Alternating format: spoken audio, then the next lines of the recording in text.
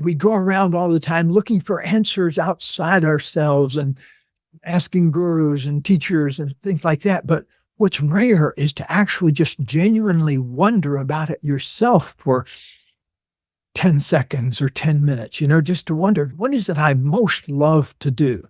That's the key question is, what do I most love to do?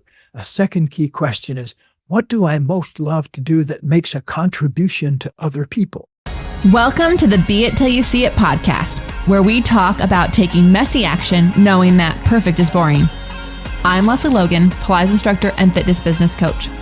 I've trained thousands of people around the world, and the number one thing I see stopping people from achieving anything is self-doubt. My friends, action brings clarity, and it's the antidote to fear.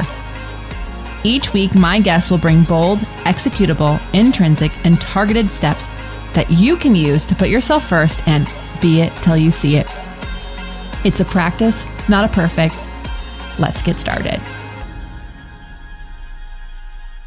Oh my God, be it babe. Hi. Happy episode 400.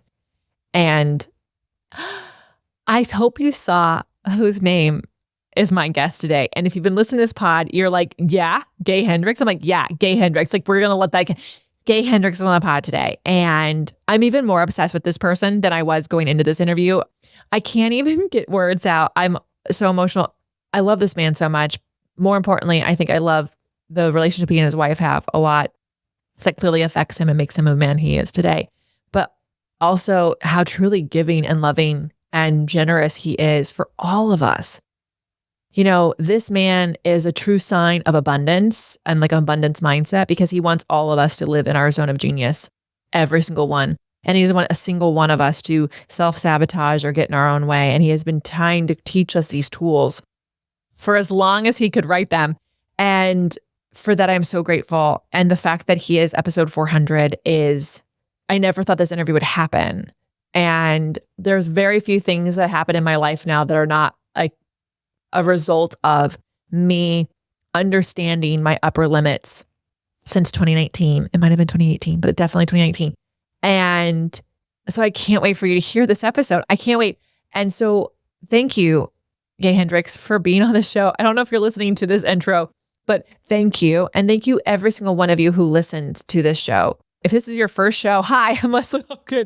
Thanks for being here. But get his books. And I didn't even know he wrote 51 before I interviewed him. So now I have a bunch to go and read through. And I really hope our paths cross again. And I don't even know in what way they will, but I truly hope that they will, because he has so much more to teach us all. And this interview, I hope, is the nugget of information you need right now. And I can't wait to re-listen to this interview, because there were so many moments that I thought I knew what he was talking about, and I got another level. Not a different lesson, another level, a deeper level. And it just shows that we are not, my friend Erica Quest will always say, we're not concrete, we are constructs, from Humble the Poet. This interview is so representative of that. So thank you for being here. Episode 400 is here, and it is the one and only Gay Hendricks, someone who's been on my dream list to have on this podcast for years. And on the recap episode, I'll make sure Brad and I share. I think he might have even recorded when I was like, oh my God, Gay said he'd be on the show. Like, I literally threw my phone on the ground. I couldn't believe what I just read. So anyways, here is Gay Hendricks, the author of The Big Leap and Your Big Leap Year and 49 other incredible books. Okay, be it babe. I'm going to be honest. I'm trying really hard not to fangirl. I'm so excited for our guest today. Gay Hendricks is in the Zoom house. He is here. He has no idea, but I have had him on the list for being on my podcast since we launched in 2021. And the time that he responded was this random, on Christmas Day, I was like, I need something more inspirational. I'm going to re-listen to Gay's book. So I was listening to his book on Christmas morning on a walk, and I tagged him on a story, and I kind of was like out of like lost. I was like, if anyone knows how to get this man on my pod, it'd be really great. And you responded. So Gay, thank you so much for being here. You are the author of Your Big Leap and then Your Big Leap Year. Can you, in case anyone who's listening has not heard about how amazing you are, can you tell everyone who you are and what you rock at? Well, thank you.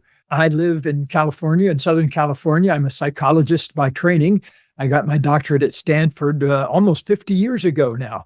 And so I've been practicing in one way or the other for the last 50 years. And to my great advantage, I met in 1980 the woman who would become my wife and mate and colleague and co-author for the next 44 years, Gay Hendricks. She goes by Katie to friends. And Katie and I just celebrated our 44th anniversary of the day we met back in 1980. That's been the dominant force in my life over the past bunch of years. So we've written, I think, 10 or 11 books together, co-authored books. And some of mine are written by myself if she's off doing something else that particular year, engaged with a different project. She just got back actually last night from speaking at a conference out in Chicago. And so we're having a happy reunion today as we speak. I've always been a writer. My mom was a newspaper reporter. And so I kind of grew up with the clacking of a typewriter in my ears all the time. Unfortunately, my mother chain smoked unfiltered cigarettes and drank black coffee all day and all night. And so if you got near her, you were in this miasma of coffee and cigarettes. But other than that, she was a fantastic inspiration as a writer because she had a deadline to meet every day, and which I think was 7 p.m. when she had to get her stuff to the newspaper. And so she would frantically, while I was doing homework, I could hear that typewriter going. But Mom tells me I've been writing stories and things like that since I could hold a pen pretty much. So I've always been a writer, and I had the great good fortune of in my I would guess I was 22 or 23 when I discovered the field of counseling psychology and transformation and all the things that are very commonplace and well known now, but they were not very commonplace or well known 50 years ago. That, no self-help book existed or anything like that. So it was a very unusual time.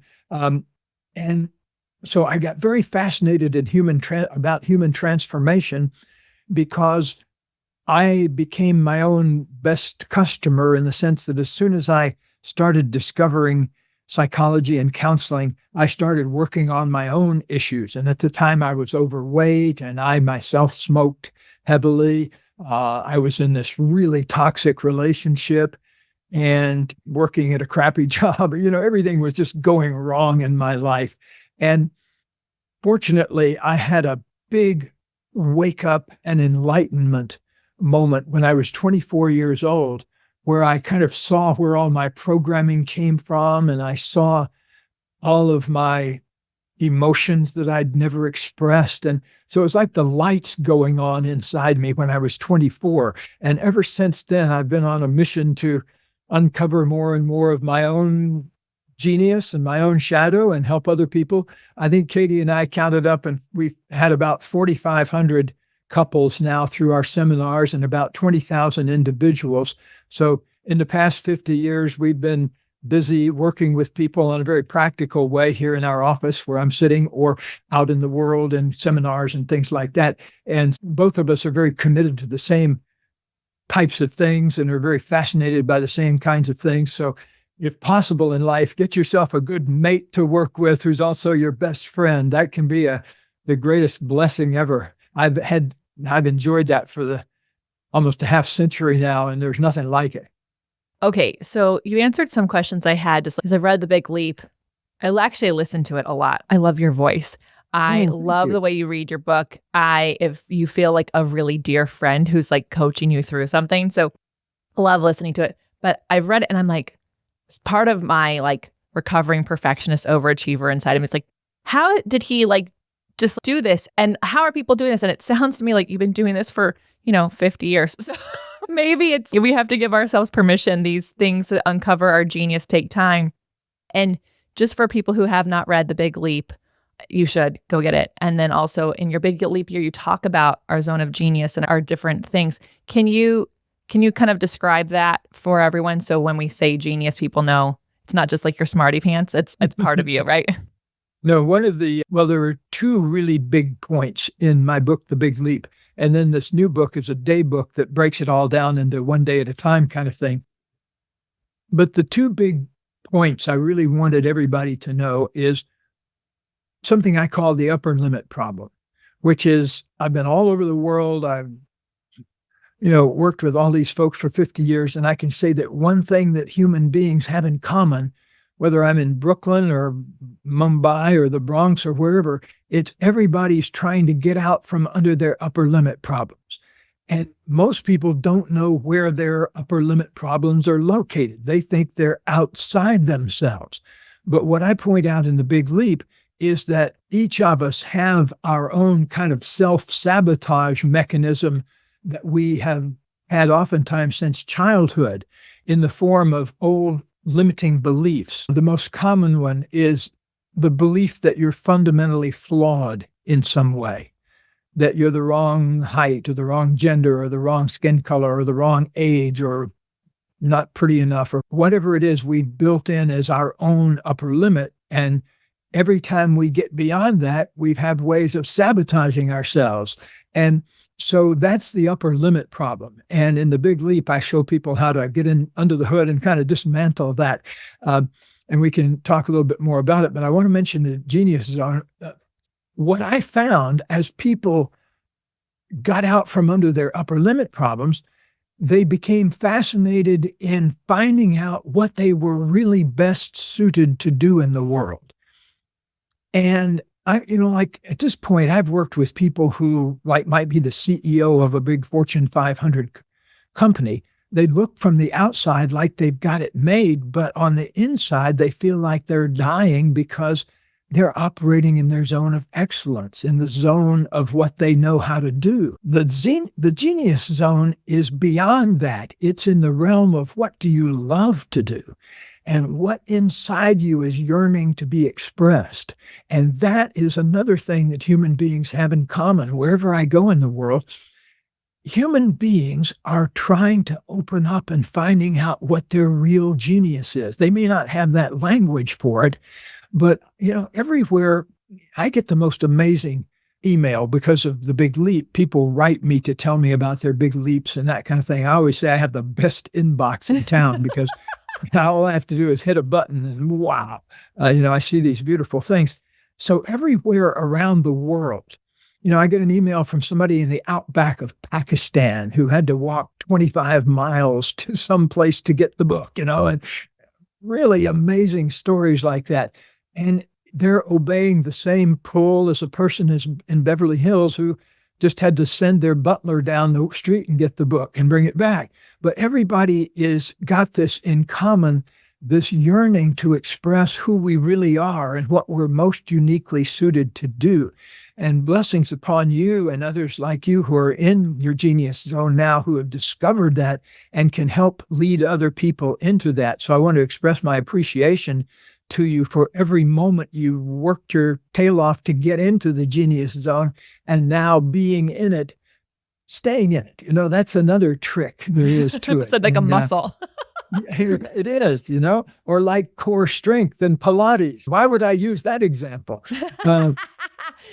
Okay, so thanks for bringing up the upper limit and the zone. Okay, because when I created this podcast, Be It Till You See It, it's because people were asking me how was I so confident, and I was like, inside. Sometimes I'm so scared because it's outside my comfort zone, and so here I am telling people to be it till they see it, which is there's a principle called the as-if principle, like acting as if you already have what you want, right? Which is not the same as being in your zone of genius, but if you figure out what your zone of genius is, you're going to have to step into that, and part of that to me is like acting as if you know how to be there, right? But every time we act outside of our comfort zone, as you've said, we upper limit ourselves. And so I find that as I'm encouraging people to be it till they see it, if they don't know what their upper limits are, they're going to get there in their be it moment and then have to pull back because we self-sabotage. And something you guys in Gay's book, you can learn all the different ways you do it. And one of the ways I discovered that I would upper limit myself is that something would happen that's amazing. And then I would look for all the things that weren't finished yet. And I would go, yeah, but we haven't done this and this. I just would list them all out. And because I read that, I was like, every time I was like, oh, that's just me upper limiting. Those things need to get done, but I can still celebrate this amazing thing. So it's really awesome to have that kind of awareness of how we get in our own way. Yeah. And most of it happens before we can think for ourselves. A lot of these old limiting beliefs get installed at a very early age. And oftentimes, 2, 3, 4, 5 years old, you've already soaked up those limiting beliefs about what you can be in life. I had an amazing experience recently. I don't know if you heard or not, but I broke my femur back in 2023. Oh my And so God. I have a rod and 6 bolts and a plate You on are my so femur. lucky that they could fix it. You could Oh, also yeah. die. Yeah. Like, Oh, yeah. 100 years ago, I would have been in a real pickle. But I had a bad slip and fall out in my backyard it was a rainy day, and I slipped on a thing and I went straight down on my knee. Anyway, busted my femur up royally. I'd never broken a bone before, and I hadn't even had a cold in 25 years. And so I was unused to receiving care. And I realized what an important thing it is, especially if you're a giver, to get good at receiving and letting things in. And so that's been one of the big messages of this whole experience for me. So anyway, I've had some personal experiences over the last year of really seeing where my own limitations were in letting people care for me and, just kind of letting myself rest. I've written 51 books in 50 years, so I've been a busy little fellow. And so it was so rare for me just to kind of lay back and let myself not do anything for 10 seconds or 10 minutes. But so life will present to us whatever the issues are, I think, just in the regular old process of living.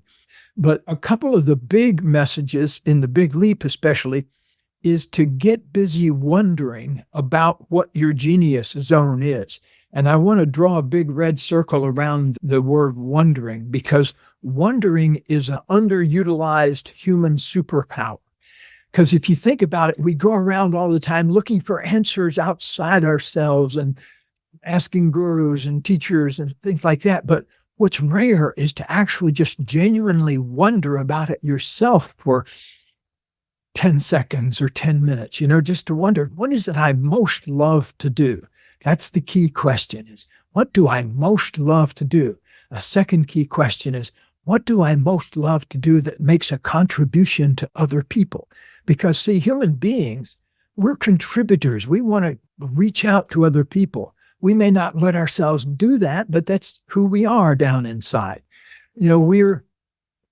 I always say there are 2 types of people. There are glommers and splitters. There are a lot of people who like alone time and they don't like people as much, and that's great.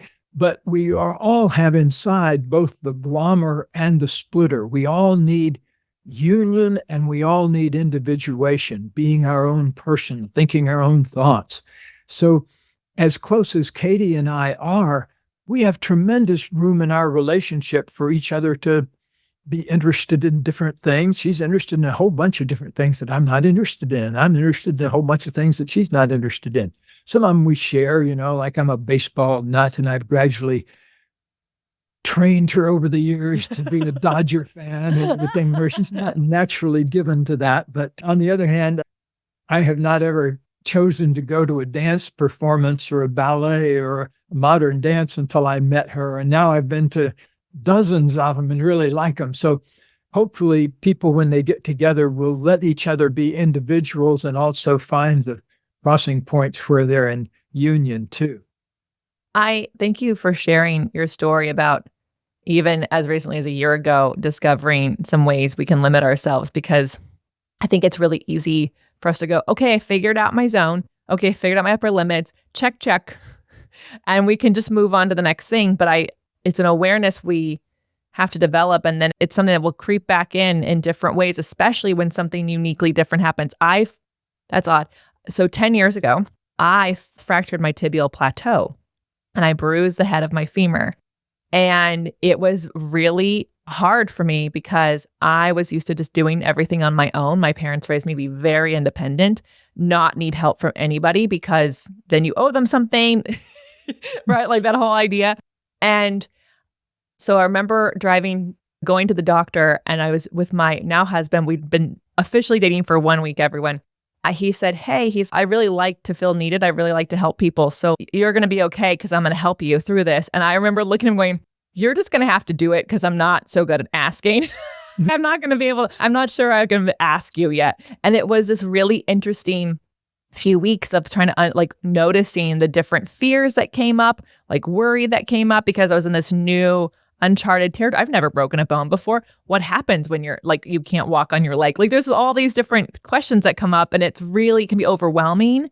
And situations like that can bring back those upper limits, which we have to be aware of so we know what's going on. Like I could actually go, okay, this is just fear that I've got. That's not happening to me. There's like things I can learn from. How do you help people figure out what their upper limits are? And then I guess if there's time, what are some ways people can figure out what their zone of genius is as well? In your big leap year, you give us that I wonder, and I love that. But I'm just wondering if you have anything else for us. Sure. Well, first of all, take a snapshot of what some of the upper limit actions are that people engage in. Probably the number one upper limit activity is worrying. I just urge everyone to just spend a day or two watching your worry thoughts. And here's my prediction. You will find that 99% of them are about things that you cannot possibly change or control. They're just spinning wheels in the mud, waiting to get some traction. And so just take a look. You won't believe me until you study it yourself. But notice that most of your worry thoughts are not about something you could actually make any difference or do. Some of them are. You might have a worry thought, oh gosh, the air or the washing machine is making a funny sound. I'll call the manufacturer and find out what happens if it's making that funny sound. That's not a worry thought. That's a practical thought about taking care of good things. That's a use of the human thinking function.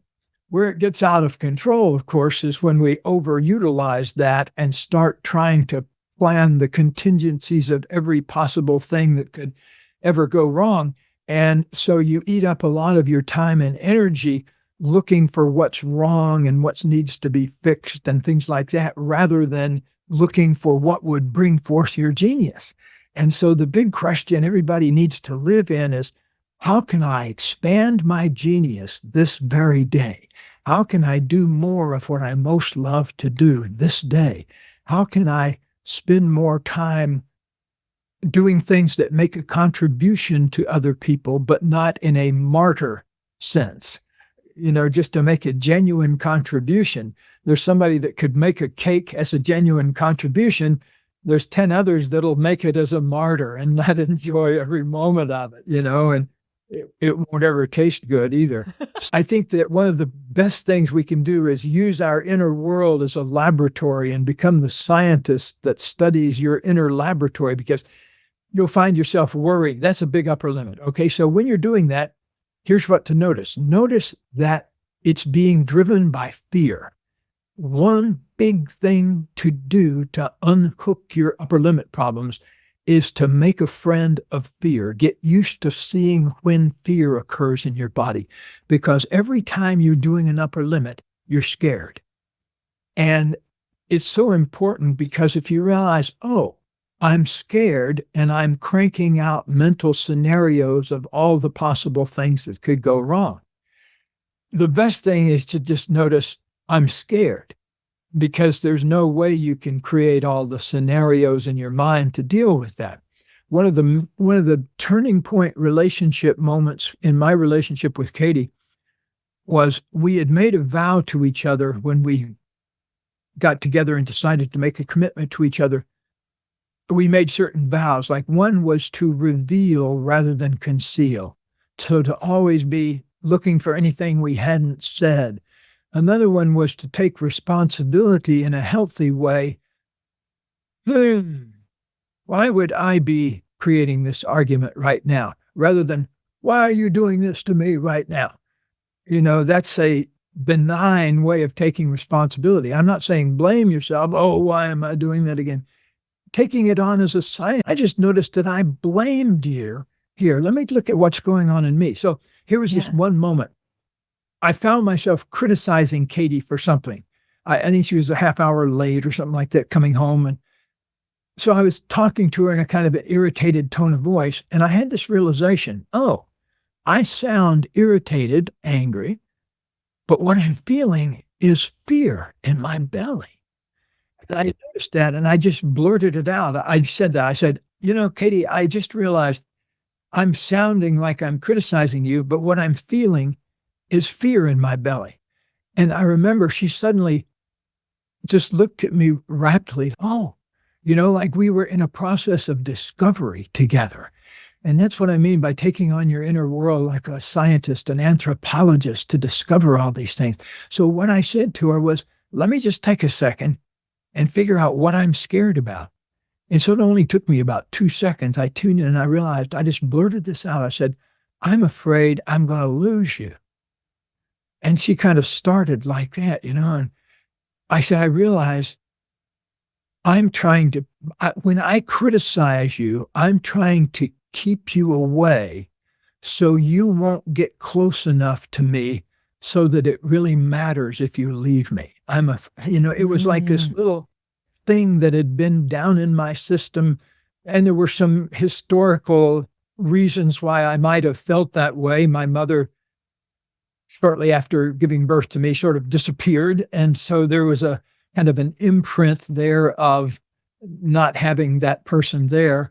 And, who knows what kind of things those old imprints can leave on us. But what I'm saying is sometimes there's, a quote, good reason for it, but still I'm doing it in a relationship when I'm 34 years old. Yeah. I don't have to repeat that over and over again. And just like copying to that old pattern and copying to the fear, that changed our relationship completely. And so that was a real life example of revealing rather than concealing. Yeah. I really like how you are asking us to have that awareness and also like sharing what is coming up, because it does take away its power. And as you mentioned, you don't have to keep repeating it, because a lot of the things that we'll have, as you express in your book, and you guys will go read it, like we have ones that we tend to use. Those are our go-to upper limits. And a lot of it is because of fear we're feeling, and because there's something new happening. We've stepped outside our comfort zone. Living in your zone of genius is amazing and unique and different and scary, and it should feel comfortable, but our brain doesn't know that. Exactly. Yeah. One of the greatest things that when I was learning to be a psychotherapist back 50 years ago, one of the things the professor said, one thing I want to remind you of, and you'll be reminding other people of it 50 years from now. He said, there's no such thing as a grown-up. That's a good thing to keep in mind. That I wanted to also mention that the whole subject of creativity becomes increasingly important in relationships and in life in general the older you get. And that's a key to it too, because if you can make a real life, real time commitment to getting more creative every day and owning more of your genius, opening up to more of your genius, it starts with a commitment. You have to start somewhere by taking a stand. And the more heartfelt you can make about that commitment, the faster it will manifest. The universe likes a head commitment, okay, but it loves a head and heart commitment. That's why I tell all my students the longest important journey they'll ever make is only 12 inches from here in their heads down to their heart, to get your head and your heart in alignment and working together. Because then that gives you an unstoppable power to bring forth the things that are most important to you. And if you don't, well, I think in one of my books, I can't remember, I think it's in the Genius Zone, I found this quote from the Gospel of Thomas going back 2,000 years. The Gospel of Thomas was one of the Gospels that didn't make it into the official Bible, but they were floating around and people were reading them at the time. And I don't know the whole history of why they didn't put that in the Bible, but maybe it's because of a couple of things like this. One of the quotes that Jesus is supposed to have said was, if you bring forth what is within you will save you. If you do not bring forth what is within you will destroy you. Wow. I think of your clients and you think of yourself, like I think of myself and all the years I spent with unfulfilled potential eating at me. I feel so blessed that I discovered that at age 24, because I have people in here all the time that are closer to 74 and are still working on bringing forth what their true genius is. I love that. And I think you're right. I think that verse is very freeing and gives a lot of people more independence. What a beautiful quote. Okay, so you wrote Your Big Leap Year, which is a daily book. And I would say, like, when I came across it, your post came up on my feed and I was like, oh, this is amazing. Obviously, you've written 50 other books. The reason to write this, I feel like, since I've read the other ones, it's almost, I wonder kind of like why you decided to write a daily. I suppose it's just saying, hey guys, just go read the amazing books I read already. And also, as I'm reading these, I feel like the project had to be humongous because breaking up all of your excellent work into a daily bite-sized piece for us to understand, it's wonderful. It's absolutely wonderful. But I guess I would just love to know, like, what brought that? What was the impetus behind that? Well, it came in from several directions. I mentioned my sweet inbox every day. And so I've, collected hundreds and hundreds of people who wanted something like that. Hey, have you considered writing a calendar or something, a day at a time book? And I know those are very popular. And I even wrote one many years ago called A Year of Living Consciously. Mm-hmm. And it was popular for a number of years. But anyway, they are hard to write because you have to, take an idea and distill it down to something that somebody can do in 1 minute or 10 seconds or 2 minutes.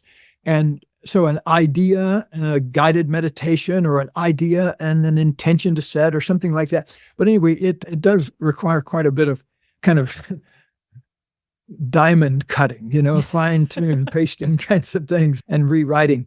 But, I just set myself the task of writing, 10 of them a day. And sometimes I'd exceed that. I'm a disciplined writer.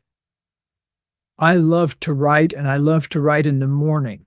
By about this time of the day, like here in my part of the world, I'm recording this, I think at 9:00 in the morning.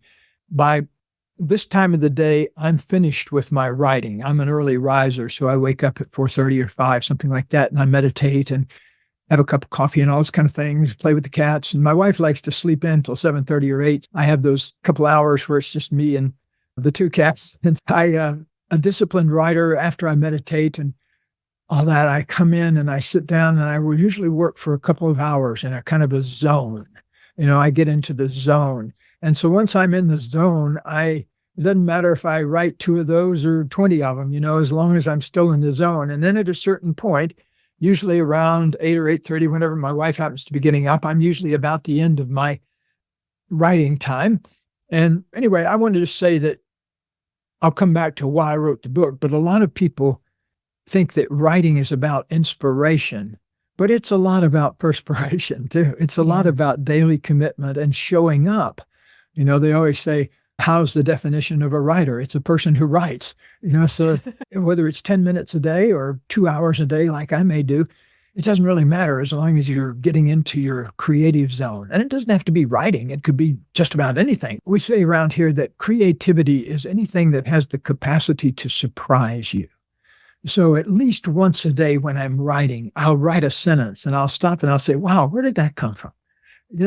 And it comes from the fact that I've been doing it for my life, but it also comes out of nowhere, because if you're open to inspiration, these little happy surprises will happen. And so look for those kind of things that give you that permission. I wanted to come back around to why I wrote the book. There's a wonderful publisher. I'll give him a name, Joel. And he works for one of the big publishing houses. And I've known him on and off for 30 years at least. And interestingly enough, he was at the one time employed in a bookstore and hand sold our book, Conscious Loving, when it came out 30 or 35 years ago. So anyway, we have a rich, long history. And he called me up one day and he said, hey, I have a great idea. Have you considered writing a day book of the Big Leap? And I said, my first thought was, you and 1,500 other people had that genius idea. What took you so long? But he has other books to publish too. So but he's a Big Leap fan, and he wanted to get the word out to more people. And so he was another inspiration for writing a book. Mm. And when the publisher himself calls you and says, we want to publish your book. Would you please write it? I said, okay, that's a good cue from the universe. And as it happened, I was soon to be engaged with the process of not going anywhere, sitting around, nursing my leg, Yeah, you didn't have a lot of other things to do with a broken femur. That's right. So I went into this reality tunnel called the medical establishment, So I've been very used to going and getting my bones x-rayed and everything. So the long drama of hurting myself, but it gave me a good excuse to sit around not to doing anything else. And so for a period of time, I stopped running around giving keynote speeches and doing all the things that are lucrative additions to my life. But I decided just to focus on the book for a while, and it worked out just fine. I really love it. I love the it's fabulous. And I also love you guys, you can start on any day of the year. So you don't have to start on the January 1st. It just starts on the day you start it. You pick it up. Okay. I have, yes. As it happens, I have one here behind me too. Yay. My copy of The Big Leap, I gave to someone who was at my house. It was literally upper limiting in front of me. And I was like, you have to read this book. Just keep it and pass it on. I will get another. So in The Big Leap, you have a whole chapter on Einstein time and Newton time. And I have to say, the first time I listened to it, I was like, where is this chapter coming from? This whole section, it seems like its own book. And then the second and third time I went through it, I was like, oh, this is a genius chapter. This is the thing we all need to know. Can you tell me a little bit about how you decided to put Einstein and that Newton time chapter in The Big Leap, and because it's fascinating and fabulous, but it really, the first time I was like, this is like out of left field. Yes. Well, first of all, thank you. And I appreciate you appreciating it, because it was my favorite chapter in there. And it's actually the one probably that generates the most email from people saying, wow, I've been thinking about this for 10 years and I just got it. Because a lot of times it takes a while to sink in. But here's the thing. Okay, Sir Isaac Newton, great genius. Look him up sometime. Amazing human being. But he changed physics by naming some things that nobody had figured out before. So picture him under the apple tree. The apple falls off and bonks him in the forehead. Oh, there's a force, gravity. Where would that come from? Oh, that's interesting. It's almost as if the earth has some kind of an iron core inside itself. It's not all dirt all the way down. Observations like that 300 or 400 years ago were big time. Or, looking up and saying, wow, the sun doesn't go around the earth. We're going around the sun. That's what made everything make sense. They didn't have to have all these complicated physics of things that suddenly went and in came this tick-tock version of time. For every action, there's an equal and opposite reaction. Tick-tock, tick-tock. That happened to coincide with the birth of the Industrial Revolution, where people had to start showing up on time when the whistle blew. And if you were 5 minutes late, more than 5 minutes late, you got your pay docked for the hour. And so people became more and more conditioned over the hundreds of years to bind themselves very carefully to that notion of tick-tock time. As you would expect, though, human beings, being who we are in our lovable, slightly maddening ways, will often have an imperfect adaptation to time. Like some of us become highly time conscious, and we're the ones that show up a minute early and get tweaked because the rest of the people haven't shown up in their seats. I used to be one of those, believe it or not. For my first grade birthday, what did I want more than anything else? I wanted a wristwatch. And the one I wanted, I remember, was the outrageous price of $2.99. Man.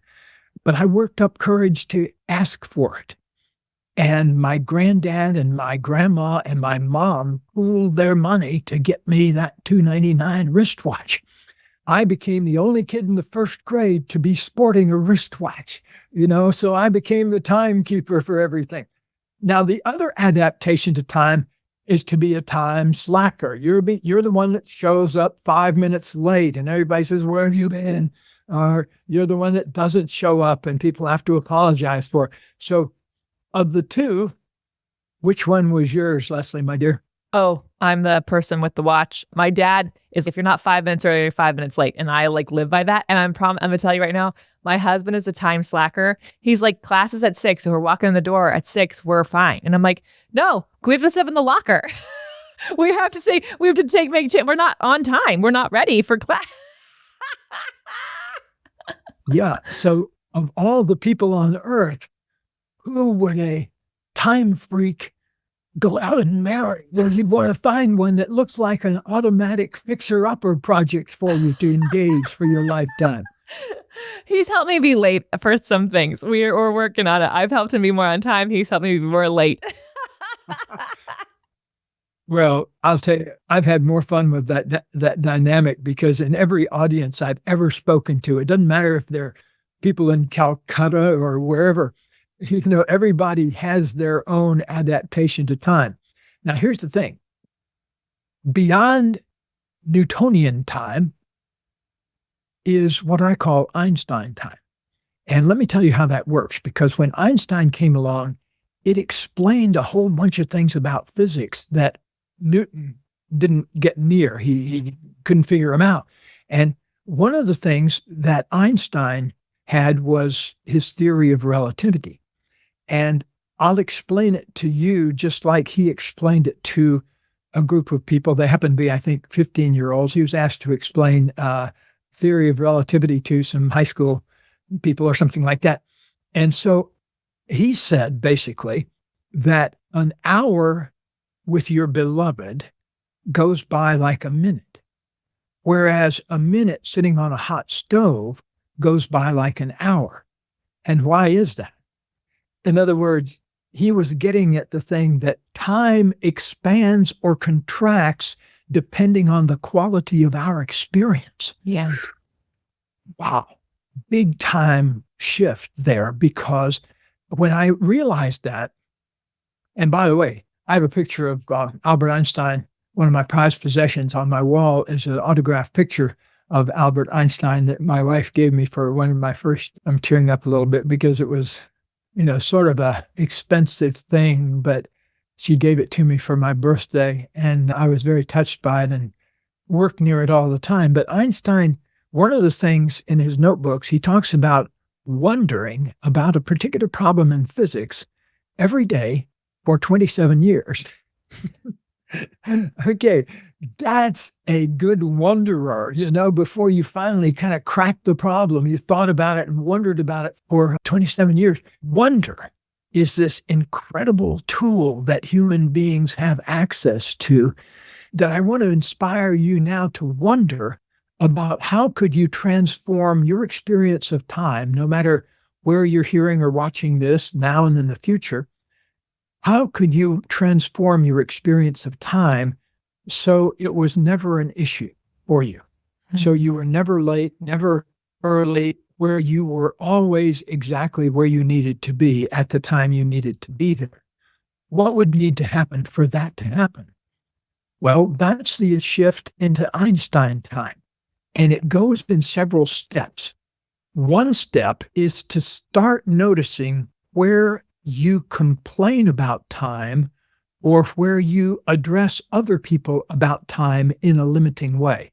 For example, I caught myself when I first started studying this 30 years ago on myself. I kind of cracked my own time problem back in the 80s. And so I realized that one of the things that I did was I used time as an excuse in basically telling a lie to other people. And I would always say something like, somebody would want to talk to me about something, and I'd listen to what they had to say, and then I would say, hey, listen, I wish I had time, but I've got this other thing I got to do. Okay, so that's using time as an excuse. What's the excuse for? Well, it avoids the more vulnerable thing of saying, I don't want to talk to you anymore right now. That's kind of a different communication. And those kind of things, it's true, but we usually don't blurt those things out to other people. So you can administer your own dose of that. First, start with a little homeopathic dose of telling the truth in safe ways before you start actually doing it out there in the general world, because you'll get, if the grocery boy asks you, "How are you today?" and you say, "Well, actually, I just switched my meds and I'm feeling really effed up." That might be the truth, but it's a little bit of truth as a blunt weapon, so you have to moderate your dose of it to get by and be successful in the real world. And the moderation is owning it all, owning time. Mhm. And so when people say, "Do you have a moment?" I will sometimes, if I like them, I'll say, "I'm where time comes from." Because that's the bottom line thing in Einstein time.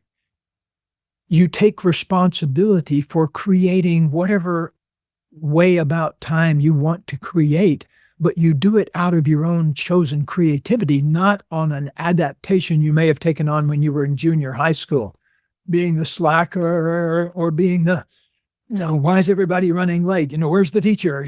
She's supposed to be here." So I think that the big thing is to make that move where you kind of go from thinking of something out here as where the problem is to saying, how could I make up my own relationship with time where I was impeccable in the material world and showing up where I needed to be when I agreed to be there. And I'm also in charge of making up as much time as I need to express my genius. That's a big deal, because the more you can commit yourself to bringing forth more and more of your genius every day, then what you're doing is you're on a path that human beings hunger for all over the world. And you've chosen to be on that path, the path of expanding your genius. And what better way to spend your life, that being your endless quest, no matter whatever else you're doing. You may be the, president of this or the head of the Safeway grocery store, but what you're also really interested in is bringing forth more of your genius and your employees' genius. Yeah. Yeah. Oh my gosh. Gay, you're phenomenal. You're amazing. We're going to take a brief break because I feel like we've been in Einstein time. This is amazing. We're going to take a brief break and we're going to come back and find out where people can find you, work with you, and your beat action items. All right, Gay, where do you like people to go? Do you want them to read books? Do you want them to go to your website? Where should they hang out with you? Yes, come to our website. That's where all the information is gathered. And that's hendricks.com with a CKS, HENDRICKS. And although I met Jimi Hendrix 60 years ago, I spell my name differently without the X.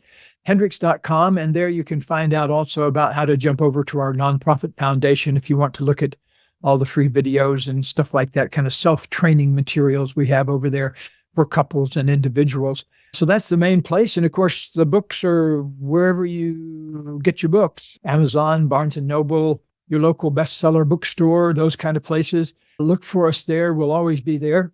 Yeah. And the big thing, though, is to every opportunity, if you even think of one of these, use it as an opportunity to wonder about how you can bring forth more of your genius at that moment. Yeah. That's, I think, the best thing we can all take away. That's like our beat action item right there. You don't know this, but I have tattooed on my thumb. I'm left-handed. So tattooed on my left thumb says, "I wonder." Ooh, blessings to you. That's I beautiful. know. I did it probably in 2020 because I used to grab our dog and hug her in the morning.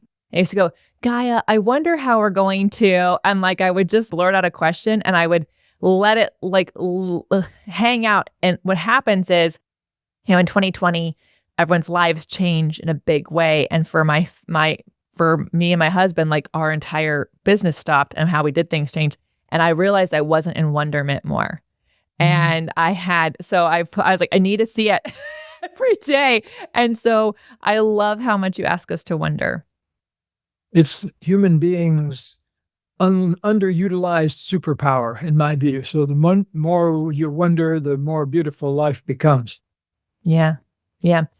Gay, you've given us so much. You've given the world so much. I mean, 51 books. thank you so much for you coming on the show. Truly, this is an honor. And I feel like you've given us a lot of different things to think about. So thank you. Thank you for being you. Thank you for giving us out there. And, everyone, how are you going to use these tips in your life? Make sure you check out Gay's books and also go to hendricks.com. And I hope you wonder more and share this with a friend who needs to hear it. Until next time, be it till you see it. That's all I got for this episode of the Be It Till You See It podcast. One thing that would help both myself and future listeners is for you to rate the show and leave a review. And follow or subscribe for free wherever you listen to your podcast. Also, make sure to introduce yourself over at the Be It Pod on Instagram. I would love to know more about you. Share this episode with whoever you think needs to hear it. Help us and others be it till you see it. Have an awesome day. Be It Till You See It is a production of the Bloom Podcast Network. If you want to leave us a message or a question that we might read on another episode, you can text us at +1 310 905 5534 or send a DM on Instagram at BeItPod. It's written, filmed, and recorded by your host, Lesley Logan, and me, Brad Crowell. It is transcribed, produced, and edited by the Epic team at Disenyo.co. Our theme music is by Ali at Apex Production Music, and our branding by designer and artist Gianfranco Cioffi. Special thanks to Melissa Solomon for creating our visuals. Also to Angelina Herrico for adding all of our content to our website. And finally, to Meredith Root for keeping us all on point and on time.